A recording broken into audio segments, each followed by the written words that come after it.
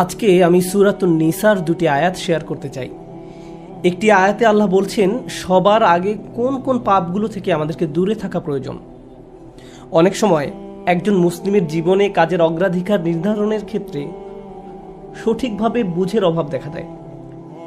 কিছু কিছু কাজ অন্য কাজের চেয়ে বেশি গুরুত্বপূর্ণ, অন্যান্য কাজের চেয়ে আপনার নামাজ বেশি জরুরি। ইসলামের এমন অনেক আমল রয়েছে যা জীবনকে সৌন্দর্যমণ্ডিত করে তুলবে, কিন্তু সেই কাজগুলো গুরুত্বর দিক থেকে নামাজের কাছাকাছি পর্যায়েও নেই, বা পাপ কাজের ক্ষেত্রেও এরকম প্রাধান্য রয়েছে।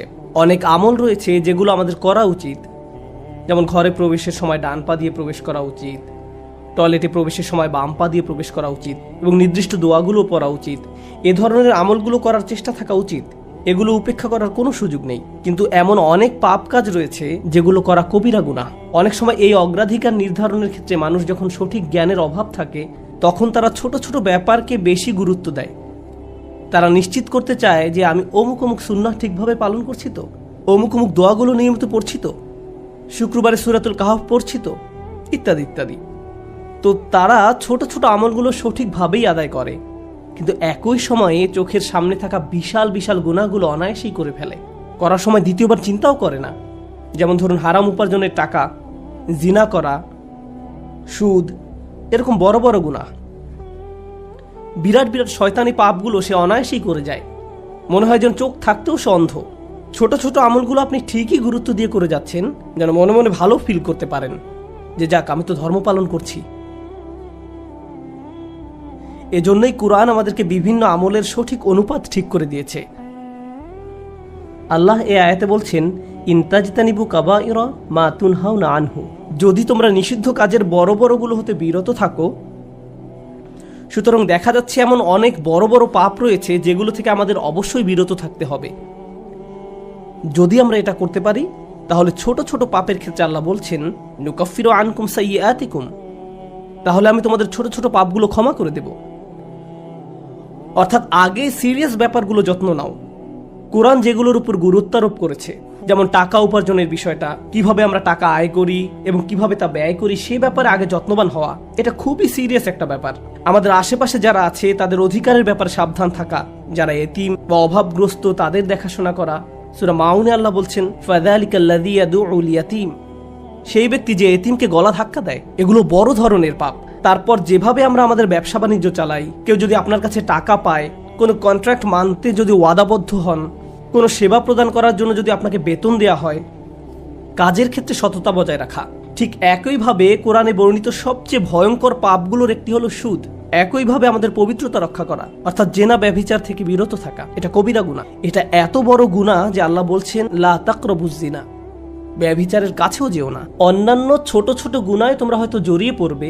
হতে পারে তোমার নামাজে যথেষ্ট মনোযোগ ছিল না, অজুটাও হয়তো উত্তম রূপে করা হয়নি। হতে পারে যখন নামাজ পড়ছিলে তখন অন্য কোথাও মন পড়েছিল।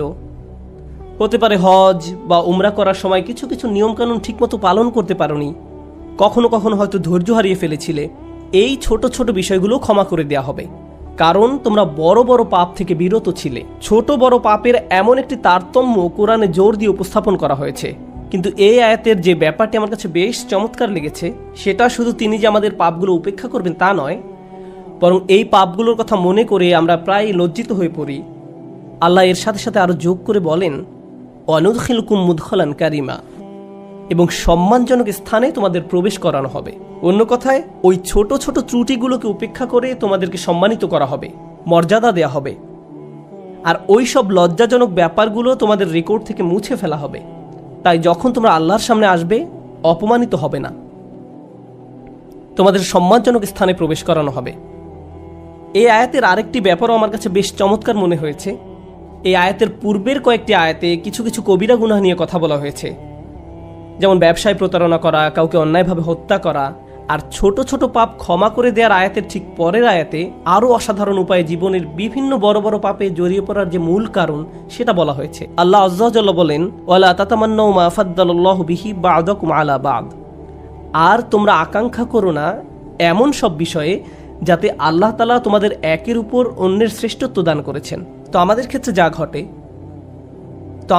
যা ঘটে যখন আমরা এমন কাউকে দেখি যে আমাদের চেয়ে বেশি টাকা উপার্জন করে, আমাদের চেয়ে তার চেহারাটাও বেশি সুন্দর, তার গাড়িটাও উত্তম, তার সাংসারিক জীবনটাও প্রশান্তির। কখনো কখনো ভাই বোনের মাঝেও এই হিংসা দেখা দেয়। যেমন আমি বলতে শুনেছি, আমার বোনের গায়ের রং আমার চেয়ে উজ্জ্বল। হিংসা বিভিন্ন প্রকৃতির হতে পারে। কারো ভালো কিছু থাকার কারণে আপনি তাকে ঈর্ষা করতে পারেন, এবং আপনার নিজের সেটা না থাকার কারণ নিয়ে সারাক্ষণ চিন্তা করতে পারেন। আর এই চিন্তা আপনাকে শেষ করে দিতে পারে। এটা ছোট বড় যে কোনো কিছুর জন্য হতে পারে। এটা বস্তুগত বিষয়, যেমন অর্থকড়ি, ঘরবাড়ির জন্য হতে পারে। আবার অবস্তুগত বিষয়, যেমন বাবার ভালোবাসা, মায়ের ভালোবাসার জন্যও হতে পারে। বাবা কেন তাকে এত ভালোবাসে, আমার প্রতি তো এত মনোযোগ দেয় না। মা সবসময় শুধু আমার দোষ দেখেন, তিনি কখনো ওর দোষ দেখেন না। মাঝে মাঝে পিতামাতার আচরণ ব্যাপারটাকে আরো জটিল করে তোলে, কারণ তারা বারবার বলতে থাকেন, কেন তুমি তোমার ভাইয়ের মতো হতে পারো না, ও কত লক্ষ্মী। তাদের এমন আচরণ পরিবারের ভিতরে আরো বেশি হিংসা তৈরি করে। আল্লাহ এখানে বলছেন, অন্যদের যা দেয়া হয়েছে তার জন্য আকাঙ্ক্ষা করো না।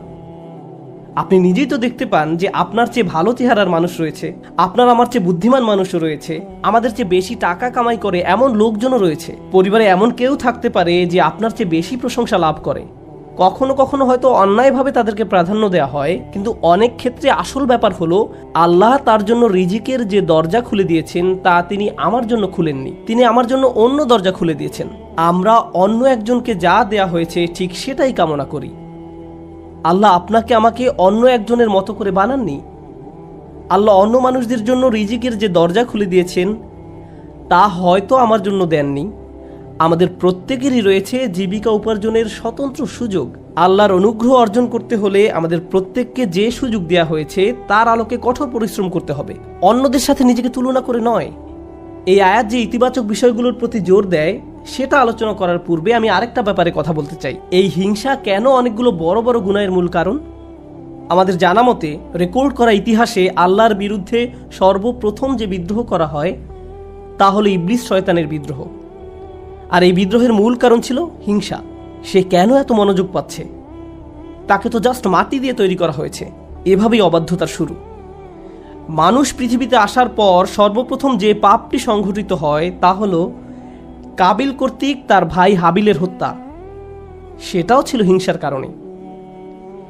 এই হিংসা এতটাই জঘন্য আর কদাকার হতে পারে যে আপনি যদি ইয়াকুব আলাইহিসসালামের মতো একজন মহান নবীর সন্তানও হয়ে থাকেন, আর আপনার ভাইও যদি হয়ে থাকেন একজন অসাধারণ ছেলে, যে কিনা এখনো নবী না হলেও তার মাঝে নবীর বৈশিষ্ট্য বিদ্যমান রয়েছে, এই হিংসা আপনাকে এতটাই নিয়ন্ত্রণহীন করে দিতে পারে যে আপনি তাকে হত্যা করতে উদ্যত হতে পারেন। আমি যা বোঝাতে চাচ্ছি তা হলো, হিংসা এবং ঈর্ষাকে ছোট করে দেখা উচিত নয়। ব্যাপারটাকে এমন মনে হতে পারে যে এটি আমার আপনার ভিতরে একটা অনুভূতি মাত্র। মূলত হিংসার আরবি শব্দ হলো হাসাদ, আর হাসাদ শব্দের শাব্দিক অর্থ হলো আঁচড়। তারা এটাকে এভাবে বর্ণনা করে, হিংসা হলো মনের ভিতরে একটি চুলকানি। ঠিক শরীরের চামড়ার উপর কোনো পোকামাকড় কামড় দিলে আপনি যেমন চুলকাতে চান, সেরকম এটি যত চুলকাবেন অবস্থা তত খারাপ হবে। আপনার উচিত হলো একে উপেক্ষা করা, এবং এক সময় এটা এমনিতেই ভালো হয়ে যাবে। আপনাকে এটা উপেক্ষা করতে হবে, এটাই হাসাদ। ইমাম হাসান রাদিয়াল্লাহু তাআলা আনহু বলেন, আমি হিংসুকের চেয়ে এমন কোনো অনিষ্টকারী দেখিনি যাকে আসলে বেশি ক্ষতিগ্রস্ত ব্যক্তির মতো দেখায়।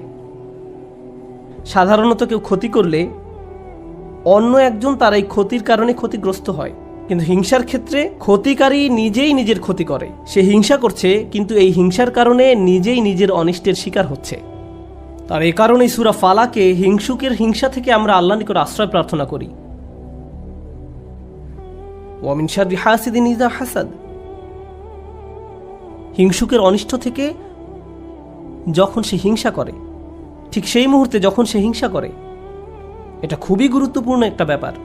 এই হিংসার কারণে আপনার আমার জীবনে ভয়ঙ্করতম সমস্যা তৈরি হতে পারে। এখন আমি নিজেকে বিশ্লেষণ করতে চাই। যখন আমি নিজেই অন্যকে হিংসা করতে শুরু করি, তখন কোন কোন ধরনের নিয়ামত থেকে নিজেকে বঞ্চিত করি? যখন আমি নিজেই অন্যের উন্নতি সহ্য করতে পারি না, ব্যাপারটা আর একটু খোলাসা করে বলছি। তামান্নি জাওয়ালিন নি'মা লিদুনিহি। আপনি ইচ্ছা করেন যে তার যেন এই নিয়ামতটি না থাকে। ব্যাপারটা এমন নয় যে আচ্ছা ওই ভাই খুবই শক্তিশালী, আমি যদি তার মতো শক্তিশালী হতাম। না না না, আমি ইচ্ছা করি যে সে অসুস্থ হয়ে পড়ুক আর আমি শক্তিশালী হয়ে উঠি। আপনি ইচ্ছা করেন তার মাঝে যেন ওই ভালো বিষয়টা না থাকে। কোন কারণে সে ওইটা পাবে? আচ্ছা, সে প্রমোশন পেয়েছে, এখন আমারও ইচ্ছা হয় যে আমিও যেন প্রমোশন পাই। না না না, হিংসা হলো আমি চাই সে বরখাস্ত হোক আর আমি প্রমোশন পাই। আপনি তার ব্যর্থতা দেখতে চান, আপনার ভেতরের কিছু একটা চায় তার যেন পতন ঘটে। তার পতনের ফলে আপনার জীবিকায় সমৃদ্ধি আসে না, আপনার এতে কোনো উপকার হয় না, তবু আপনার ভেতরের কিছু একটা তার পতন কামনা করে।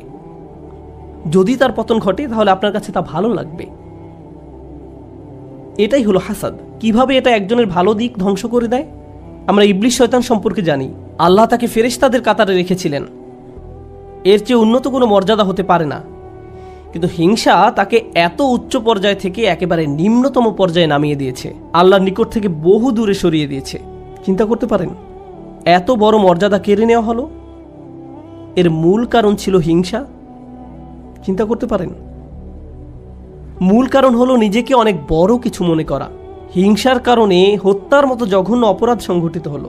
আল্লাহ সূরা আরাফে বর্ণনা করেন, কাআন্নামা কাতালান নাসা জামিআ, সে যেন গোটা মানব জাতিকে হত্যা করলো। হিংসার কারণে হত্যার মতো জঘন্য অপরাধ সংঘটিত হলো, আর এই মহাপাপের মূল কারণও ছিল হিংসা। এই সকল উদাহরণের মূল শিক্ষা হলো আমাদের নিজেদেরকে ভালো করে বিশ্লেষণ করে দেখা উচিত আমরা নিজেরা এই রোগে আক্রান্ত কিনা। ভালো করে খতিয়ে দেখা উচিত আমাদের মাঝে এই ঘৃণ্য ব্যাধিটি আছে কিনা। মানুষ শুধু টাকা পয়সা নিয়ে হিংসা করে না, মানুষ প্রায় সব কিছু নিয়ে হিংসা করে।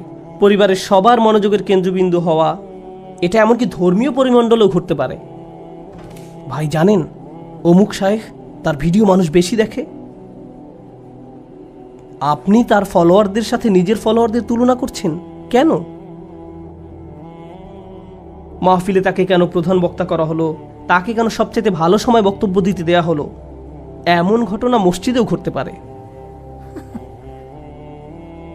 ভাই দেখেছেন তারা কত টাকা তুলেছে, আমরা এত টাকা তুলতে পারিনি। আর এই মনোভাব প্রতিযোগিতায় সীমাবদ্ধ থাকে না, হিংসায় পরিণত হয়। কেন তারা আমাদের চেয়ে ভালো করছে? এই হিংসা এমনকি ধর্মীয় পরিমণ্ডলেও আঘাত করতে পারে। মদিনায় আসার পর সাহাবীরা ধারণা করেছিলেন মদিনার ইয়াহুদিরা সবার আগে ইসলাম ধর্ম গ্রহণ করবে। এ সম্পর্কে কোরআনে এসেছে, আফাতাতমাউনা আইয়ুমিনু লাকুম, তোমরা কি আশা করো যে তারা তোমাদের কথা ঈমান আনবে? কারণ তারা আহলে কিতাব, তারা ওহী অবতীর্ণ হওয়া সম্পর্কে অবগত ছিল। তারা রাসূল সাল্লাল্লাহু আলাইহি সাল্লামকে সেভাবে চিনতো যেভাবে তারা তাদের ছেলে মেয়েদের চিনতে পারত। এর কারণ ছিল আসলে হিংসা। তারা এই ব্যাপারটা মেনে নিতে পারেনি যে নবী প্রেরণের অনুগ্রহটি বনী ইসরায়েলদের কাছ থেকে অন্যদের কাছে চলে যাবে। তারা চাইতো ওহী মুহাম্মদ সাল্লাল্লাহু আলাইহি সাল্লামের কাছে না এসে তাদের কারো কাছে আসুক। জীবনের এমন কোনো দিক নেই যেখানে হিংসার আক্রমণ হওয়ার সম্ভাবনা নেই। এটা আপনার চাকরি জীবনে প্রভাব ফেলতে পারে, ব্যবসায়িক জীবনে প্রভাব ফেলতে পারে, আপনার পারিবারিক জীবন, ব্যক্তিগত জীবন, ধর্মীয় জীবন, সামাজিক জীবন থেকে শুরু করে জীবনের প্রতিটি ক্ষেত্রে এর প্রভাব পড়তে পারে। সম্প্রতি বিশ্বের বিভিন্ন প্রান্তে ভ্রমণ করার অভিজ্ঞতা থেকে আমি এক নতুন ধরনের হিংসা সম্পর্কে অবগত হয়েছি। অনেক বোন এসে আমার কাছে প্রশ্ন করেন, এটা বলার কারণে হয়তো আমি সমস্যায় পড়তে পারি, যাই হোক, কোরআনে কেন পুরুষদের জন্য অমুক অমুক বিধান দেয়া হয়েছে আর নারীদের জন্য সম্পূর্ণ ভিন্ন বিধান দেয়া হয়েছে? পুরুষদের কেন বোরকা পরতে হয় না? আমাকে এই প্রশ্ন করা হয়েছিল। ডিভোর্স আইনের ক্ষেত্রে দেখা যায় আইনগুলো কেমন যেন পুরুষের অনুকূলে। মহিলারা জান্নাতে কি পাবে? আমি বলছি না যে এই প্রশ্নগুলোকে উপেক্ষা করতে হবে, কিন্তু এখানে একটা ব্যাপার আমাদের সাবধান থাকতে হবে। আমরা আল্লাহ সুবহানাহু ওয়া তাআলা সম্পর্কে কথা বলছি। তিনি যখন কোনো বিধিবিধান নাজিল করেন, এই বিধানগুলো আমি প্রবর্তন করিনি, আমি শুধু এই বিধানগুলো বোঝার চেষ্টা করেছি এবং শেখানোর চেষ্টা করছি। কিন্তু যিনি এই বিধানগুলো দিয়েছেন তিনি হলেন সবচেয়ে দয়াবান, ভালোবাসাপূর্ণ এবং সবচেয়ে ন্যায় বিচারক। যদি এই বিধান নিয়ে আপনার অন্তরে খুঁতখুঁতে ভাব থাকে এবং মনে মনে ভাবেন যে আমার মনে হচ্ছে এখানে ন্যায্য বিধান দেয়া হয়নি, এটা খুবই মারাত্মক একটি সমস্যা। এমনকি আল্লাহ সম্পর্কে এই মনোভাব যে আমাকে ঠকানো হয়েছে, আমাকে তিনি যা দিয়েছেন সেখানে ঠকিয়েছেন, আমাকে পুরোপুরি বুঝতে হবে কেন তিনি আমাকে এটা করতে বলেছেন। একটা ব্যাপারে বলছি, উদাহরণস্বরূপ কেউ যদি আমাকে জিজ্ঞেস করে কেন আল্লাহ মহিলাদেরকে পর্দা করতে বলেছেন, আমার সৎ জবাব হবে আমি জানি না। আমি নিজে নিজে চিন্তা করে হয়তো এই বিধানের কিছু উপকারী দিক তুলে ধরতে পারবো, কিন্তু এই উপকারী দিকগুলো আল্লাহ অবতীর্ণ করেননি। এই উপকারগুলো আমি চিন্তা করে বুঝতে পারলাম, আর আমার এই সাহস নেই যে আমি বলবো যে অমুক অমুক যুক্তির কারণে হিজাব পড়তে হবে, কারণ এই যুক্তিগুলো আল্লাহ অবতীর্ণ করেননি। অনেক সময় আল্লাহ কোনো বিধান নাজিল করেন কিন্তু তার পেছনের কারণ বর্ণনা করেন না। তিনি বলবেন তুমি নিজে নিজে চিন্তা করে দেখো, লাআল্লাকুম তাতাফাক্কারুন লিয়াদাব্বারু আয়াতিহি, কেন এই বিধানগুলো দেয়া হয়েছে তা তোমরা নিজেরা চিন্তা করে খুঁজে নাও। তবে একটা ব্যাপার আমি নিশ্চিত জানি, যে বিধানই তিনি অবতীর্ণ করেন না কেন তা আমাদের প্রতি তার অপার অনুগ্রহ মাত্র। আল্লাহ এই আয়াতগুলোতে কি বলছেন? উত্তরাধিকার সম্পত্তি বন্টনের বিষয় বর্ণনা করা আয়াতগুলোর পরে এসেছে। ইসলামে সবাই সমান উত্তরাধিকার সম্পত্তি পায় না, নারী এবং পুরুষ সমান সম্পত্তি পায় না। তারা মেয়ে, স্ত্রী, মা যেই হোক না কেন সমান সম্পত্তি পায় না। তাই আল্লাহ কি বলেছেন? লিররিজালি নাসিবুম মিম্মা ইকতাসাবু ওয়া লিন-নিসাই নাসিবুম মিম্মা ইকতাসাবনা, পুরুষদের জন্য রয়েছে অংশ তারা যা উপার্জন করে তা থেকে, এবং নারীদের জন্য রয়েছে অংশ যা তারা উপার্জন করে তা থেকে। এই আয়াতে মিন অর্থাৎ থেকে এই শব্দের ব্যবহারটি লক্ষ্য করার মতো। এই পৃথিবীতে যত কিছুর জন্য আপনি কাজ করেন তার সবটুকুর ফসল পাবেন না, এর থেকে একটি অংশ পাবেন আর বাকি অংশ পরে পাবেন। অথবা আপনি কাজ করেছেন কিন্তু তার কিছু অংশ সুফল পাওয়ার যোগ্য ছিল না, যেমন হয়তো আপনার নিয়ত শুদ্ধ ছিল না, কাজটা যথেষ্ট পরিশুদ্ধ ছিল না, তাই আপনি আপনার কাজের সেই অংশের মূল্য পাবেন যা মূল্য পাওয়ার যোগ্য ছিল। তাই আল্লাহ বলছেন পুরুষরা কি পাবে তার জন্য একটি মান আমি নির্ধারণ করে রেখেছি, আবার নারীরা কি পাবে তার জন্য একটি মান আমি নির্ধারণ করে রেখেছি। তারপর তিনি বলছেন ওয়াসআলুল্লাহ মিন ফাদলিহি, কুরআনের অসাধারণ একটি বাক্য। এর অর্থ হলো আর আল্লাহর কাছে তার অনুগ্রহ প্রার্থনা করো। এখানে ফাদল দ্বারা শুধু অনুগ্রহ বোঝায় না। হিংসার ক্ষেত্রে হিংসুক ব্যক্তি মনে করে অমুক আমার চেয়ে বেশি ফাদল পেয়েছে, অমুক ব্যক্তি সম্পত্তির দিক থেকে আমার চেয়ে বেশি ফাদল বা অধিক আনুকূল্য পেয়েছে, অথবা চেহারা সুরতের দিক থেকে বা সুযোগ সুবিধার দিক থেকে বেশি আনুকূল্য পেয়েছে। বাসায় কোনো মেয়েও এমনটা অনুভব করতে পারে, কারণ তার বোন বিয়ের সব প্রস্তাব পাচ্ছে কিন্তু সে পাচ্ছে না, আমার বোন আমার চেয়ে বেশি ফাদল পেয়েছে। আল্লাহ বলছেন যদি তুমি ফাদল পেতে চাও তাহলে আল্লাহর অন্য কোনো সৃষ্টির চেয়ে বেশি চাওয়ার পরিবর্তে সরাসরি আল্লাহর কাছ থেকে নিজের জন্য ফাদল চাও। নিজেকে অন্যদের সাথে তুলনা করা বন্ধ করো, বরং আল্লাহর নিকট থেকে তুমি নিজের জন্য কি পেতে পারো তার দিকে মনোযোগ দাও। মনে মনে ধরে নাও যে আশেপাশে কারো কোনো অস্তিত্ব নেই, অন্যদের কি আছে সে সম্বন্ধে চিন্তা ভাবনা করা বন্ধ করো। মনের উপর যদি এরূপ নিয়ন্ত্রণ প্রতিষ্ঠা করতে পারেন তাহলে খুবই সুখী জীবনযাপন করতে পারবেন। যদি কখনো এমনটা হয় যে তুমি ক্লাসে বসে আছো, স্যারের বক্তব্য শুনতে পাচ্ছ কিন্তু কিছুই বুঝতে পারছো না, মনে মনে ভাবছো আমি জানি না আমি কোন স্বর্গে বাস করছি, কিন্তু তোমার পাশের ছেলে বা মেয়েটি প্রতিবার হাত তুলে স্যারের প্রত্যেকটা প্রশ্নের জবাব দিচ্ছে আর তোমার মন বিষিয়ে উঠছে। মনে মনে ভাবছো যদি মেয়েটাকে কষে একটা চর দিতে পারতাম, আমি তাকে সহ্য করতে পারছি না, কারণ সে সব প্রশ্নের উত্তর দিচ্ছে। তোমার সকল মনোযোগের কেন্দ্রবিন্দুতে এমন একজন যে তোমার চেয়ে বেশি বুদ্ধিমান, যে স্যারের প্রিয় ছাত্র, যে সকলের মনোযোগ পাচ্ছে, যার কারণে তোমার নিজেকে খারাপ ছাত্র মনে হয় বা যার কারণে তারা তোমাকে লজ্জা দিচ্ছে। কিন্তু একটা ব্যাপার কি তুমি খেয়াল করেছো? তুমি সেখানে বসে আছো শুধু তুমি এবং শিক্ষক। তুমি এখানে এসেছো শিখতে, অন্যের দোষ না দিয়ে তোমার উচিত নিজেকে দোষ দেয়া। হায় হায় আমি আমার মনোযোগ হারিয়ে ফেলেছি। নিজের কাছে ব্যাখ্যা দাবি করো কেন তুমি মনোযোগ হারালে। প্রশ্ন করতে গিয়ে লজ্জা অনুভব করো না। তুমি এখানে এসেছো নিজের উন্নতি সাধন করতে, অন্যদেরকে নিজের মূল্য বোঝাতে নয়। তুমি এই জন্য শিখতে আসনি। একই কথা প্রযোজ্য চাকরির জায়গায়, পরিবারের। অন্য কাউকে বেশি দাম দেওয়া হচ্ছে বলে আপনি নিজেকে গুটিয়ে ফেলবেন না। যদি কোনো অন্যায় করা হয় আপনি কথা বলুন, কোনো কিছু যদি বলার থাকে বলুন। যদি কোনো কিছু আপনাকে বিরক্ত করে ভেতরে ভেতরে জ্বলবেন না এবং এটাকে বড় হতে দিবেন না, নিজের ভেতরে ঘৃণা তৈরি হতে দিবেন না।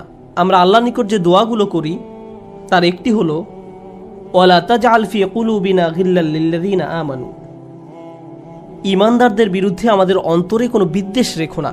যখন আমরা কিয়ামতের দিন তার সামনে দণ্ডায়মান হব তখন যেন আমাদের অন্তরে ঈমানদারদের বিরুদ্ধে কোনো গিল বা খারাপ অনুভূতি না থাকে। আমরা দুনিয়াতেও এটা চাই না, আর জান্নাতে আল্লাহ আমাদের থেকে তা দূরে রাখুন। তাই এই ব্যাপারটা পার্থিব জীবনে ঘটতে পারে। এমন হতে পারে যে কারো বিরুদ্ধে আপনার অন্তরে হিংসার মনোভাব তৈরি হচ্ছে, ও সে তো এই পজিশন পাওয়ার যোগ্য নয়, সে তো অমুক কাজ করার যোগ্য নয়। আপনার অন্তরে যদি এমন অনুভূতি তৈরি না হয় তাহলে সেটা খুবই ভালো।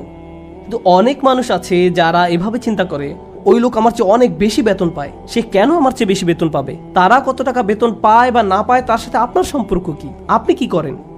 আপনি কি অর্জন করেছেন? আপনার যদি মনে হয় যে আপনার আরও বেশি বেতন পাওয়া উচিত, তাহলে ব্যাপারটা যথাযথ কর্তৃপক্ষকে বলুন। ওয়াসআলুল্লাহ মিন ফাদলিহ, আল্লাহর কাছে তাঁর অনুগ্রহ প্রার্থনা করুন। ইন্নাল্লাহা কানা বিকুল্লি শাইইন আলিমা, নিঃসন্দেহে আল্লাহ তাআলা সর্ববিষয়ে জ্ঞাত।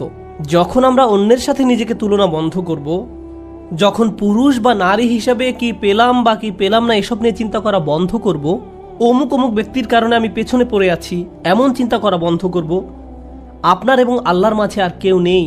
যদি কোনো বিষয়ে অগ্রগতি অর্জন করতে চান, সরাসরি আল্লাহকে বলুন ওয়াসআলুল্লাহ মিন ফাদলিহি। অন্যথায় সারা জীবন ধরে কেবল অন্যের বিরুদ্ধে অভিযোগই করে যেতে পারবেন। কিভাবে তারা আপনার প্রতি অন্যায় করেছে, কিভাবে তারা আপনাকে সুযোগ থেকে বঞ্চিত করেছে, কিভাবে সবাই পেয়েছে কিন্তু আপনি পাননি। আর এভাবে অভিযোগ করলে আপনার জীবন তো দুর্দশাগ্রস্ত হবেই, আপনার কারণে আপনার আশেপাশের মানুষের জীবনও দুর্বিষহ হয়ে পড়বে। এই আয়াতটি নিয়ে সর্বশেষ যা শেয়ার করতে চাই, বিশেষ করে যখন আমরা তেলাওয়াত করি ওয়া মিন শাররি হাসিদিন ইযা হাসাদ, এখানে ইযা শব্দটির দিকে বিশেষ মনোযোগ দিন। কেউ কেউ বলেন এখানে হাসাদকে বর্ণনা করা হয়েছে একটি গুণ হিসেবে, শুধুমাত্র শব্দগতভাবে ইসমে ফাইল হিসেবে নয়, বরং একজন মানুষের একটি খারাপ গুণ হিসেবে, অর্থাৎ এমন ব্যক্তি যার মাঝে হিংসার প্রবণতা আছে। কিন্তু ইজা শব্দটি একটি বিষয়ের প্রতি বিশেষ ইঙ্গিত করে। আপনার মাঝে যদি এই গুণটি থেকে থাকে, তাহলে কোনো এক সময় কুৎসিত উপায়ে এর প্রকাশ ঘটবে, আজ না হোক কাল। খারাপ কিছু একটা আপনি করে বসবেন, কারণ আপনার মাঝে খারাপ গুণটি আছে। আপনি নিজেও হাসিদ হতে চান না, হিংসুক হতে চান না। আবার যারা হিংসা করে তাদের অনিষ্ট থেকে বাঁচতে চান। আমরা দোয়া করি আল্লাহ যেন আমাদেরকে হিংসুক হওয়া থেকে রক্ষা করেন, এবং যারা আমাদের বিরুদ্ধে হিংসা করে তাদের অনিষ্ট থেকেও যেন রক্ষা করেন। আল্লাহ যেন আমাদের ভালো কাজগুলোকে নষ্ট হওয়া থেকে রক্ষা করেন। আমরা জানি রাসূল সাল্লাল্লাহু আলাইহি সাল্লাম বলেছেন, আগুন যেমন শুকনো কাঠ জ্বালিয়ে ফেলে, তেমনি হিংসাও একজন ব্যক্তির ভালো কাজগুলোকে জ্বালিয়ে দেয়। কেন তিনি এমনটি বলেছেন? কারণ যখন আপনার মাঝে হিংসা দেখা দেয়, তখন আপনার পক্ষে কৃতজ্ঞ হওয়া অসম্ভব। কারণ যখন হিংসা করেন তখন আপনার কি নেই কেবল তা নিয়েই আপনি চিন্তা করেন। আর আল্লাহর সাথে আমাদের সম্পর্ক নির্ভর করে একটি বিষয়ের উপর, তা হলো আমাদের কি কি আছে তা সব সময় স্বীকার করে যাওয়া। এভাবেই আমরা আল্লাহর প্রতি কৃতজ্ঞ হয়ে উঠি। যদি আপনার অন্তরে হিংসার বসবাস থাকে, তাহলে কোনোভাবেই আপনার পক্ষে আবদান শাকুরা অর্থাৎ আল্লাহর কৃতজ্ঞ বান্দা হওয়া সম্ভব নয়। আল্লাহ আযজা ওয়া জাল্লা আমাদের অন্তর থেকে হিংসা দূর করে দিন, আমাদেরকে সত্যিকার অর্থে কৃতজ্ঞ বান্দা বানিয়ে দিন। আল্লাহ সঠিকভাবে তার অনুগ্রহ চাওয়ার মতো তৌফিক দান করুন এবং আমাদের জীবনকে আরও সুন্দর করে দিন। বারাকাল্লাহু লি ওয়া লাকুম ফিল কুরআনিল হাকিম ওয়া নাফা'নি ওয়া ইয়্যাকুম বিল আয়াতি ওয়াজ যিকরিল হাকিম।